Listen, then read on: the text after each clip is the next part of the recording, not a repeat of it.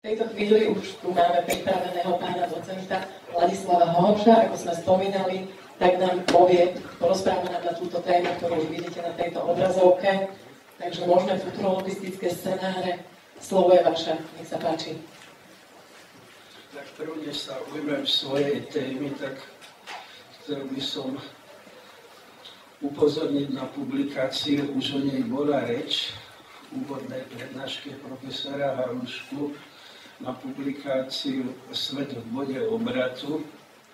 Táto publikácia je z minuloročnej konferencie Systémové alternatívy kapitalizmu, ktorá sa konala pod hlavičkou Ústavu politických vied SAV, Futurologickej spoločnosti na Slovensku a Slovenskej asociácie Rímskeho klubu.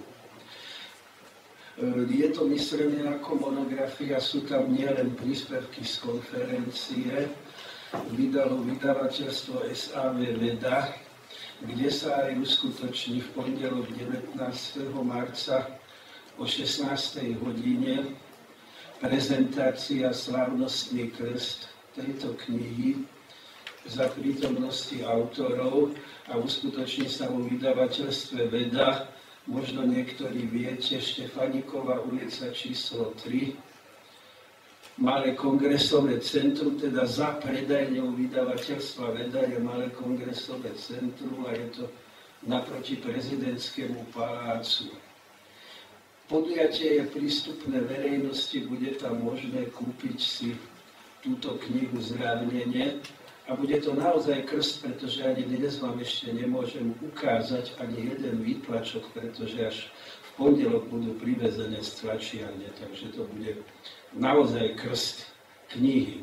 Pokiaľ ide o toto podujatie, ako aj prednášku doktora Hrubeca a prezentáciu jeho autorskej monografie Od zneuznání ke spravedlnosti, tak obidve tieto podujatia sú takisto avizované, stačí si pozrieť webovú stránku Futurologia.sk, ktorú by som si dovolil týmto odporúčať, pretože je tam veľa zaujímavých článkov aj k téme, ktoré sa týkajú dnešnej konferencie a vždy sú tam aj pozvánky na aktuálne podujatia futurologickej spoločnosti.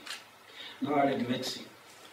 Organizátori ma požiadali, aby som teda svoj výklad nejak zameral na možné scenáre globalizácie, tak začnem takouto správou.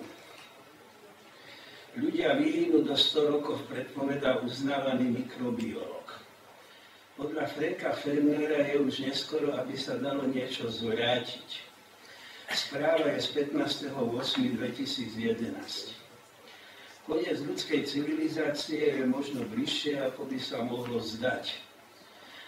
Uznávaný austrálsky profesor mikrobiológie, ktorý pomohol v liečbe kiahni, odhaduje, že počas jedného storočia ľudstvo vyhynie a s ním aj väčšina živočíšnych druhov.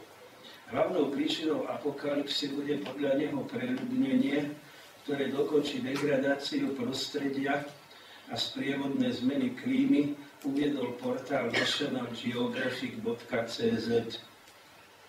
Podľa Fenera je už neskoro, aby sa dalo niečo zvrátiť. Katastrofálny vývoj odštartovala industrializácia, ktorá stvorila antropocén, teda vek človeka. Zmena klímy je podľa Fenera iba začiatkom konečnej fázy, ktorá povedie k vyhynutiu.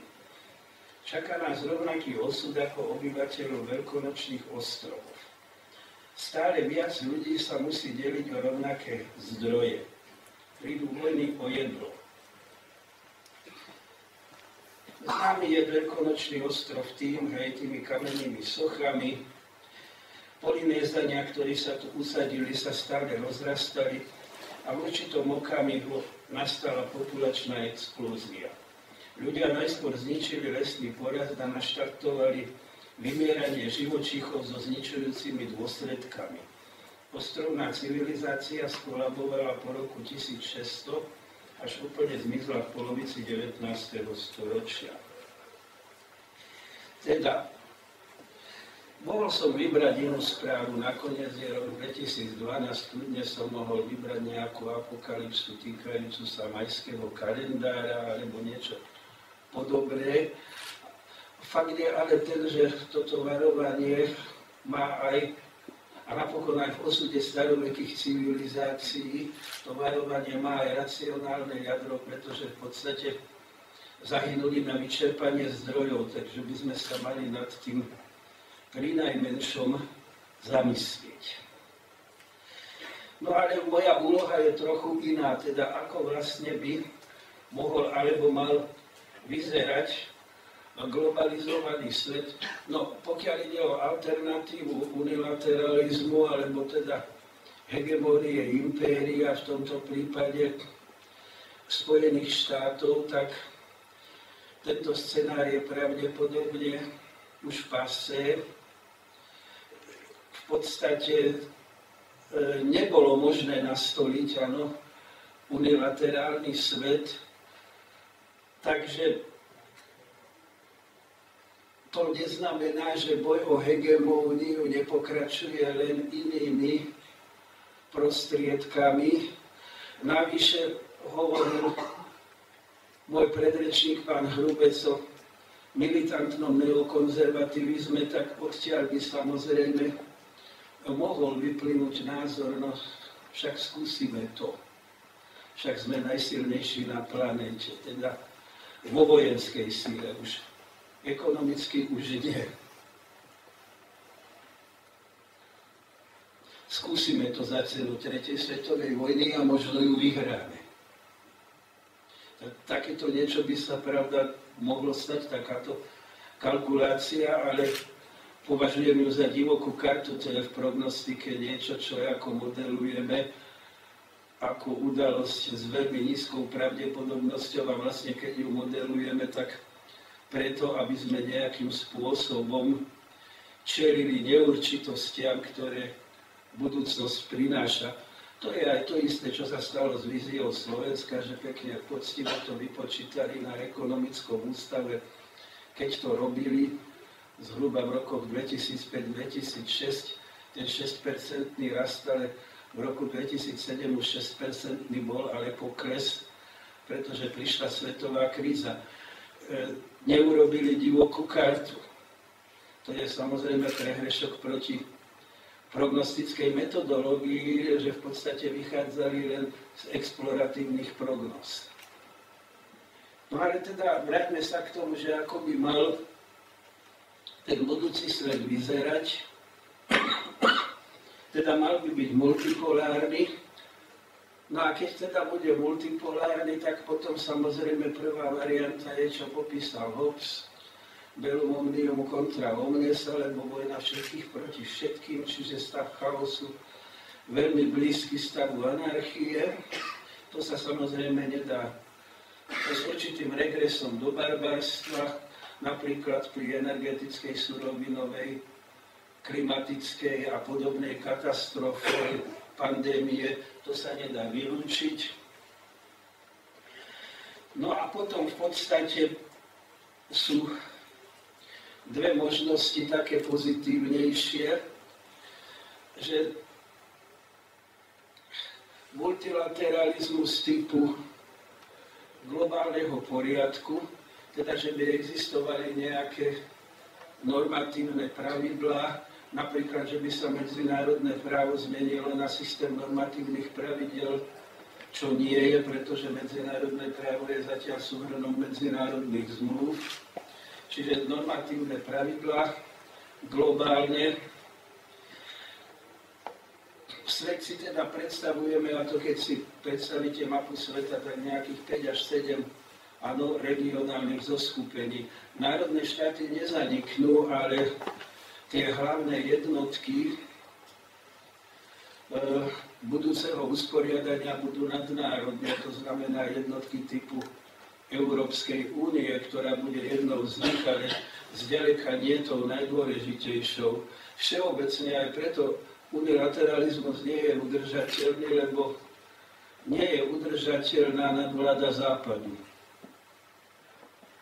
Teda v S tým súvisí potom aj ten toľko pretraktovaný problém multikulturalizmu, ale na to bohužiaľ nebudem mať čas, takže na to len takýmto spôsobom upozorňujem. Čiže nejaký efektívny globálny svetový poriadok, niektoré cesty, ako by sa mohol dosiahnuť. OSN samozrejme napriek tomu, že je organizácia, ktorú naozaj možno zo všetkých možných aspektov kritizovať a nezodpovedať dnešnej politickej realite, lebo sa riadi ako výsledkami druhej svetovej vojny, tak je zrejme jedinou organizáciou, ktorá by mohla v budúcnosti slúžiť po príslušnej transformácii ako tá autorita, o ktorej hovoril doktor Hrubec. No a samozrejme potom ten paralelný svet môže byť svetom nerešpektovania, ale nemusí byť ešte svetom anarchie. Totiž, keď západ, východ, juh sa nebudú navzájom rešpektovať, tak môže byť nastolený taký druh poriadku, ktorý nazýva americký filozof John Rawls modus vivendi, teda určitá rovnováha síl. To je vlastne termín, ktorý je adekvátny na situáciu po 30-ročnej vojne, keď teda sa síce nezmierili protestanti a katolíci, ale dospeli k nejakému modus vivendi, že už nevládali ďalej jeden druhého vyvražďovať. Zjednodušene povedané. Takže to by bola samozrejme potom veľmi krehká rovnováha a to by v podstate bolo permanentné vyvažovanie nerovnováhy. No pre malé krajiny samozrejme by bol ten efektívny multilateralizmus najvýhodnejšou alternatívou, teda nejaká forma globálneho poriadku. Pokiaľ ide o súčasný pocit krízy, tak k tomu mi dovolte niekoľko poznámok. Pocit krízy sa tiahne celým 20. storočím. Všeobecná civilizačná kríza začala na jeho konci a poznamenáva prechod do nového milénia. Jedna civilizácia priemyselná zaniká, lebo sa rovnako ako veľké civilizácie v minulosti stala neudržateľnou. Nová civilizácia, založená na nemateriálnych znalostiach ako zdroji bohatstva, nastupuje. Kríza v sebe obsahuje, a už tu o tom hovoril pán Hrubec, to je ináč Habermas, známy nemecký filozof. Kríza v sebe obsahuje okrem deštrukcie aj zrod nového. Súčasná kríza, ale pritom je problém, že nie je krízou parciálnou, ale systémovou. Aj v staroveku jedna civilizácia vystriedala druhú, v podstate stále z globálneho hľadiska nič nedialo. Dnes hráme o osud celoplanetárnej pozemskej civilizácie. Buď bude, alebo návrat do barbarstva, alebo nebude. Čiže súčasná kríza je systémová kríza a problémom, ktorý by sme do polovice 21. storočia mali vyriešiť, je prechod k civilizácii s udržateľnými parametrami. V súvislosti so všeobecnou krízou kapitalizmu sa najčastejšie uvádza finančná kríza a jej jednotlivé prejavy. Argumentom proti takémuto zjednodušenému chápaniu na fenomenálnej úrovni je to, čo som hovoril, že ide o krízu systémov. Pritom kríza neskorého kapitalizmu je symptómom zmeny. Habermas tú zmenu charakterizoval v 4 systémoch, alebo ak chcete, podsystémoch spoločnosti: ekonomickom, administratívnom, legitimizačnom a sociokultúrnom. No a navyše, obdobie všeobecnej krízy kapitalizmu korešponduje so zmenou civilizačnej paradigmy, ktorú väčšina futurológov umiestňuje do striedania milénií, teda to je 1975 až 2025, respektívne sa to naťahuje do 2050. Je všeobecne známe, že uvedený civilizačný zlom sprevádza možná ekologická katastrofa, ktorú pravdepodobne nedokážeme odvrátiť. Menej známe v povedomí verejnosti je, že súčasťou katastrofy je aj riziko celosvetového zlyhania v produkcii potravín. Aj v tejto oblasti kapitalizmus zlyháva a uvažovanie o alternatívach sa vlastne stáva podmienkou prežitia ľudstva. Neudržateľnosť parametrov, na ktorých je založená moderná industriálna spoločnosť, si niektorí kritickí myslitelia uvedomovali už v súvislosti s povojnovou hospodárskou konjunktúrou v 50. rokoch. Ich názory však boli marginalizované ideológiou lineárneho ekonomického rastu, o ktorý v rámci studenej vojny usilovali rovnako kapitalisti aj komunisti. Určité pochybnosti o neobmedzenej kontinuite hospodárskeho rastu, a my sme to nazývali pokrok, ale to je osvietenský termín, to by bolo teda na inú debatu, tak tieto ako pochybnosti v podstate začala verejnosť reflektovať až v 70. rokoch, na čo má zásluhu Rímsky klub. Bola tu spomenutá tá prvá správa Rímskeho klubu, veľmi správna a veľmi slávna. Limits to growth, hranice rastu. Áno, práve 40. výročie vlastne tejto prvej správy Rímskeho klubu. Isté, že tam ako tá prognoza celkom nevyšla, len z toho by sme sa nemali tešiť. Tie zdroje fosílnych palív mali byť vyčerpané už do roku 2000. Naozaj to nie je návod. To nie je ako dôvod k tomu, aby sme teraz presali, že aká žiarivá ekologická budúcnosť nás čaká. Áno? Sme v energetickej kríze, tak či tak. Aj keď nám ešte nejaká ropa ostala, povedzme. No ale podstatné je, že táto prvá správa Rímskeho klubu po tej povojnovej konjunktúre, teda technokracia, technika všetko vyrieši, technika je všemocná.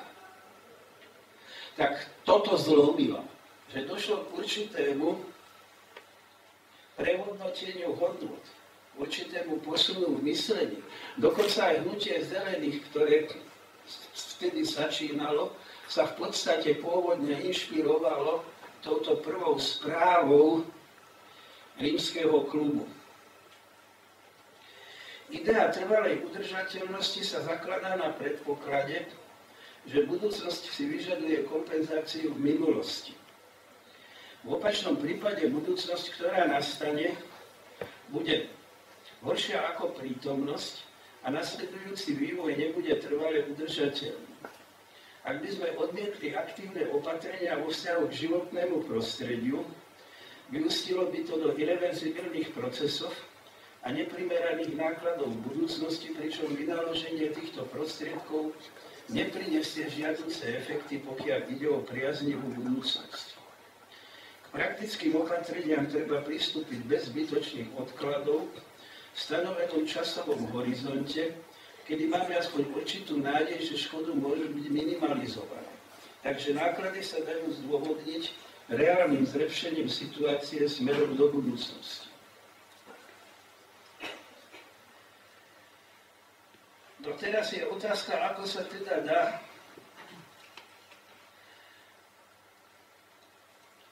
súčasná kríza interpretovať. Prosím si tie scenáre sa tu objavia. Tak v podstate toto som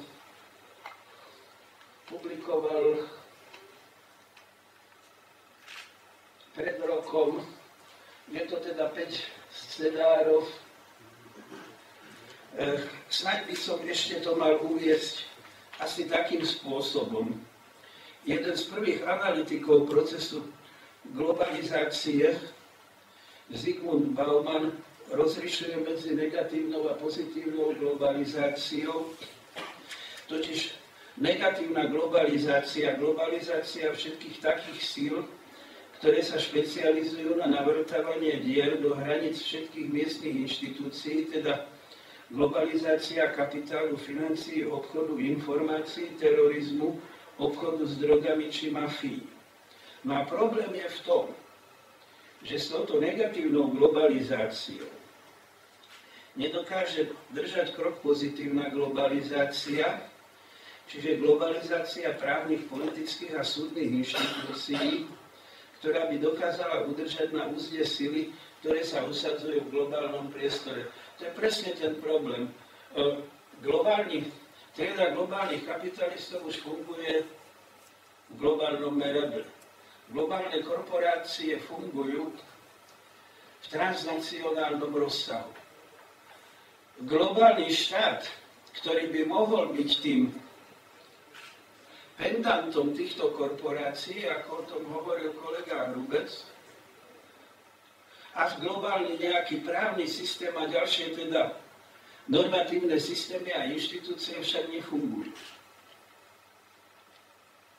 Takisto máme síce hnutie antiglobalistov, ale to zďaleka nie je uvedomelá a organizovaná trieda, ako je trieda globálnych kapitalistov. Snáď, keď som tu propagoval tú našu knihu Svet v bode obratu, tak som ešte mohol povedať, že ten výrok z Davosu, kapitalizmus skončí, sme použili na obálke našej publikácie. No tak, tu máme scenáre v podstate od varovného scenára, to by bol ten deštruktívny návrat k barbarstvu, o tom som v podstate už hovoril. Čiastočne optimistický scenár. To, čo vlastne sa robí, tak politici si kupujú čas. To znamená, odkladajú riešenie problémov v čase. Politik sa riadi vždy horizontom znovu zvolenia. Teda problémy sa vlastne systémovo neriešia, po jednej bubline príde ďalšia, ktorá rovnako splasne, po jednej kríze príde druhá kríza. Čiže môže byť nejaká dočasná konsolidácia, pokiaľ by teda zostala ale súčasná neoliberálna stratégia, tak tie krízy budú permanentne pokračovať.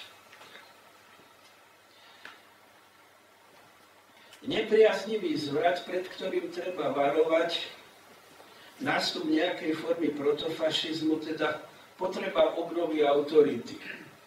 No a akým spôsobom sa dá najjednoduchšie obnoviť autorita, to je v podstate poučenie z 30. rokov. Teda mohlo by to byť nejaká forma, sofistikovaná forma fašizmu, samozrejme s prostriedkami, teda, ktoré nemal našťastie, Adolf Hitler s technickými prostriedkami, ktoré nemal našťastie Adolf Hitler k dispozícii. Popredný americký marxistický sociológ William Robinson na konferencii v Prahe zameranej na kritiku globálneho kapitalizmu, to bolo minulý rok v septembri, hovoril na tému fašizmu z 21. storočia. Od fašizmu 20. storočia sa líši predovšetkým tým, že má k dispozícii oveľa sofistikovanejšie prostriedky násilia a masovej kontroly. Robinson súčasnú krízu považuje za krízu reštrukturalizácie, pretože poprvé, systém dosiahol ekologické limity, po druhé, rozsah násilných prostriedkov, vrátanie globálnej kontroly médií. Po tretie, intenzívna expanzia kapitalizmu dosiahla limitu, stráca sa priestor pre sociálnu ochranu, výsledkom je planéta slamov. Po štvrté, pre globálny kapitalizmus sú charakteristické 3 E, teda v anglickej ABCDI, exploitation, expansion, exclusion, alebo vykorisťovanie, rozpínavosť, vylučovanie. A po piate, odlúka globálneho hospodárstva od národného štátu. Vytvárajú sa nové vzťahy nerovnosti. Dôkazom je kríza finančného systému v roku 2011. Hrozí globálny kolaps a konfrontácia. Akumulácia kapitálu má byť chránená prostredníctvom neofašistickej pravice a politických dohôd. Udržiavanie stagnácie sa dosahuje prostredníctvom totálnej militarizácie. Transnacionálna kapitalistická trieda vedie vojnu proti pracujúcim triedam už od roku 1989 podľa Williama Robinsona, pričom má tu výhodu, že represívne opatrenia sa dajú selektívnejšie uplatňovať než v prvej polovici 20. storočia a samozrejme na klamanie slúži aj spotrebná kultúra založená na fantázii.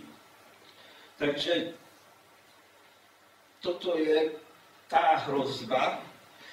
Inak v tom scenári sa hovorí, že vlastne tá hrozba by mohla mať taký, by som povedal, veľmi ako príťažlivý, lákavý obal.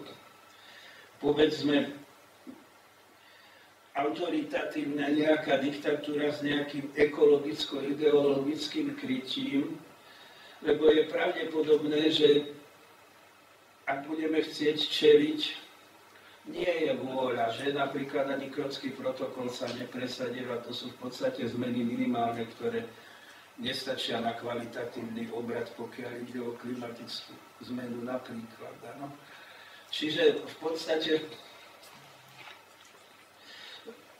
nejaký ten benevolentný ekologický despota, etika zodpovednosti Hansa Jonasa, že vzhľadom na to, že nemáme čas, možno poznáte knihu Jamesa Locka Revenge of Gaia, existuje v českom preklade Zemievrací úder, že nie je 5 minút pred 12, ale už 5 minút po, a to znamená, že už ten irreverzibilný vývoj začal. Teda aj keby sme chceli zvrátiť, tak sa nám to nemusí podariť, ten nepriaznivý vývoj. Čiže v takomto obale by potom nejaká forma autoritárstva pravdepodobne v záujme záchrany ľudstva bola priateľná. Navyše samozrejme totálna kontrola nad jednotlivcom je veľmi výhodná vec, keď máme teda už 7 miliárd a v podstate hovoria neokonzervatívne scenáre, že by stačila 1 miliarda populácie na planéte, že to by bol taký ideálny stav. Vyriešil by sa tým problém ovládania prebytočnej populácie na globálnej úrovni. No ešte je tam jeden taký termín, ktorý by som asi mal nejakým spôsobom objasniť, a to je ten termín algokracia, ktorý možno poznajú sociológovia, ale nie je až tak všeobecne známy. Americký sociológ indického pôvodu Nish to vymyslel. Aj vám sa môže stať, že voláte s nejakým call centrom, povedzme servisným nejakej nadnárodnej kooperácie a pritom neviete, že ten operátor je v Indii, s ktorým komunikujete. No ale v podstate nejde len o toto, ale ide o to, že v podstate algokracia je od slova algoritmus, a teda, že ako technológia ovláda človeka, však len vyplňujete dotazník proste na počítači. Tak to je klasický, áno, príklad algokracie. Takže, no, toto by bolo na samostatnú debatu, ale chcel by som sa dostať ešte k tým ďalším dvom scenárom, totiž tam potom, keď robíte scenár pesimistický, alebo sa robí nejaká katastrofická vízia s úmyslom, že odvrátiť nepriaznivú budúcnosť, teda nie, aby sa naplnila, ale aby sa odvrátila, tak potom sa obyčajne namodeluje aj nejaký optimistický scenár. Exploratívny optimistický scenár znamená optimistický scenár, ktorý vychádza z reálnych predpokladov, teda nie utopia. Teda došlo by k určitým reguláciám ekonomiky a najmä finančných trhov, vytvorenie nových inštitúcií, tvorby bohatstva. Ak však majú mať nádej na úspech, tak len na transnacionálnej úrovni. Teda to by sa muselo tiež odohrať v globálnom meradle. Napokon to si dnes nemôže dovoliť jedna krajina. Vieme, čo sa nedávno stalo, keď začala finančná kríza a Nemecko vyhlásilo, že nemecké banky garantujú vklady. No to si jedna krajina nemôže dovoliť a dokonca ani nemecká ekonomika nie, pretože vieme, aký transfer potom samozrejme finančný nastane. No a ten scenár vzdialený v čase, no tak cieľová alebo normatívna prognoza môže obsahovať aj ten utopický rozmer, teda nejaký nový kvalitatívny stav civilizácie. Vieme, že by to mala byť nejaká varianta spoločnosti, pán Hrubec o tom hovoril, založenej na globálnej spravodlivosti, o tom, že ako. No o tom treba diskutovať, ako by mala vyzerať. To To znamená, neexistuje nejaký ideálny projekt, ktorý by sme už momentálne mohli dať k dispozícii a že ho ideme len uskutočňovať. A v minulosti to ináč to nejde, to takéto pokusy vždy dopadli katastrofálne. Ten problém transhumanizmu, no to je samostatná kapitola, na to bohužiaľ nemám čas, je webová stránka Česká spoločnosť transhumanistov, teda pokračovanie evolúcie druhu Homo sapiens, povedzme kyborg, spojenie ľudského tela s technickými prostriedkami alebo úplne zánik ľudstva v dnešnej fyzickej podobe, jeho rozplynutie v nejakom vyššom kozmickom vedomí. Filozof Teilhard de Chardin to nazýval noosféra alebo niečo takého, ale na to nemám čas. V podstate, čo by nás zaujímalo, to je tak vyššia úroveň socializácie a teda o to by mohlo ísť, že ako dosiahnuť ten prechod, že keď kapitalizmus skončí, tak bude musieť byť vystriedaný nejakým iným systémom. Je úplne nezmyselné tvrdiť, že akýkoľvek spoločenský systém je večný a nemenný. No žiadny spoločenský systém nie je, alebo spoločenské zriadenie, alebo marxistický termín formácia, ten by sa nemusel každému páčiť. Ale žiadny spoločenský systém nie je večný a nemenný a samozrejme nie je ani dokonalý. Áno. To je niečo podobného, ako ešte v 17. storočí sa považovali za večné a nemenné, prípadne cirkev sa k tomu pridala a povedala, že od Boha dané dedičné privilégia a ako ich rozbila filozofia osvietenstva. Šlachta dnes ako trieda neexistuje, to neznamená, že nie sú nejakí páni a dámy, ktorí užívajú tie svoje tituly, ale dedičné privilégia a šlachta ako trieda neexistuje ani tam, kde teda majú monarchistické zriadenie a ani tam niekde majú snemovňu lordov. No, úplne na záver. To hlavné nebezpečenstvo v súčasnosti vidím v tom, že fašizmus bol, mám na mysli 30. roky, a napokon aj v súčasnosti je odpoveďou pravice na krízu kapitalizmu a ohrozenie moci vládnucej triedy. Tú vládnucu triedu si môžete definovať ako trieda globálnych kapitalistov, to je William Robinson, Teória globálneho kapitalizmu, vyšla v českom preklade, alebo teda je to finančná oligarchia, o Davose a finančnej oligarchie odporúčam knihu Rothkopfa, David Rothkopf, Super Třída, Super Class v českom preklade. Ale teraz tam hovorí Rothkopf v podstate, že aj ako tá finančná oligarchia, lebo on je ináč tiež jeden ako z insiderov Davosu, že si musí uvedomiť, že musí zmeniť svoje správanie, že nemôže byť až taká chamtivá a nezodpovedná, lebo ak v tom bude pokračovať, tak bude zmetená ako elity v minulosti, ktorí boli zmetené práve preto, že boli chamtivé a nezodpovedné. Čiže je tu problém prechodu. Problém prechodu musí mať pozitívne nedialektické riešenie, vedúce k demokracii prostredníctvom demokratických prostriedkov. Tento proces by sa nemal zamieňať s archaickými reformnými ilúziami, ktoré trvajú na postupnej zmene a revolúciu odsúvajú do neurčitej budúcnosti. Rozchod so súčasnou spoločnosťou a jej vládnúcou mocou musí byť radikálny. Tak ako je vzbúra vtiahnutá do procesu prechodu, musí proces prechodu permanentne obnovovať silu vzbúry. Prvá polovica 21. storočia je obdobím prechodu od jednej civilizačnej paradigmy k inej civilizačnej paradigme, ktorej zárodočné črty sa formujú pred našimi očami.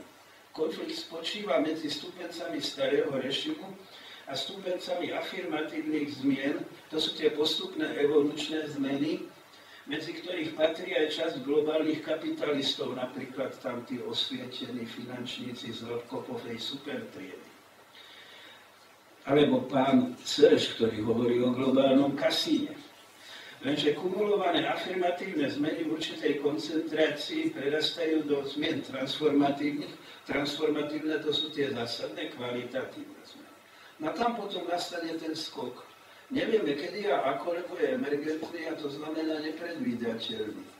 Ale v každom prípade od určitého kritického bodu zmien potom aj tie dielčie zmeny vyústia do zásadného nového kvalitatívneho stavu systému a pod systémom teraz rozumieme ako pozemskú civilizáciu, ako celok. Takže takto by sa dalo nejako naznačiť. Veštiť neviem, tak viac k tomu povedať neviem, futurológovia veštiny nevedia. Nejaká možno ako svetlo na konci tunela. Ďakujem za pozornosť.